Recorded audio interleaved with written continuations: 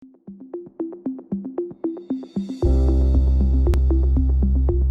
friends, I am Dr. Anand Singh Kushwaha, Senior Consultant, Newborn and Pediatric Surgeon, Saigal neo hospital मीराबाग।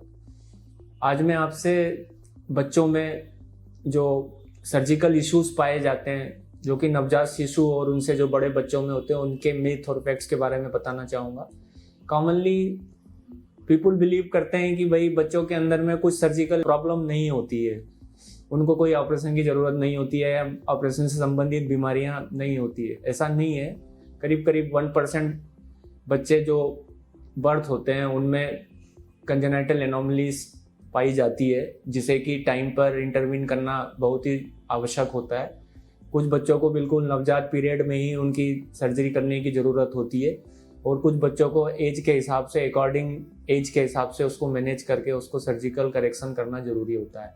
In fact कई बार तो pregnancy में ही कुछ diseases ऐसी होती है जिनको कि प्रेगनेंसी का मेडिकल ग्राउंड पे टर्मिनेशन कराना पड़ता है। कई बार पेरेंट्स ये समझते हैं कि भाई बच्चा अभी छोटा है, जैसे बर्थ हो गया है, बर्थ की कोई एनोमलीज हो गई है, जैसे उसको इंग्वाइनल हर्निया हो गया है या उसको अनडिसेंडेड टेस्टिस हो गया है, जिसमें कि कई बार हर्नियाज जो होते हैं उसमें इंटेस्टाइन जो रहती है वो किसी होल के द्वारा जो कि परमानेंटली खुला रह जाता है बाई बर्थ डिफेक्ट, उसको बाद में होके ठीक करा लेंगे, ऐसा नहीं है। उसको एक पर्टिकुलर टाइम पे यदि बच्चा जनरल एनेस्थीसिया के लिए फिट होता है तो उसे समय पर ही कराना होता है। इनफैक्ट कई बार तो नर्सरी में यदि बच्चा एडमिट है और उसे पता चल जाए कि भाई इस बच्चे को हर्निया है तो उसको डिस्चार्ज करने से पहले ही उसकी सर्जरी की रिक्वायरमेंट होती है।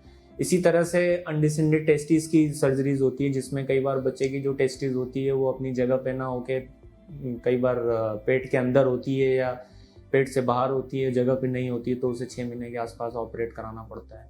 इसी तरह कई बार जो बॉयज़ होते हैं उनमें यूरिन का जो होल होता है, हाइपोस्पेडिया से डिसीज़ होती है, उसको एक पर्टिकुलर एज ग्रुप में 2 से 3 साल के बीच में ही कराना ज़रूरी होता है।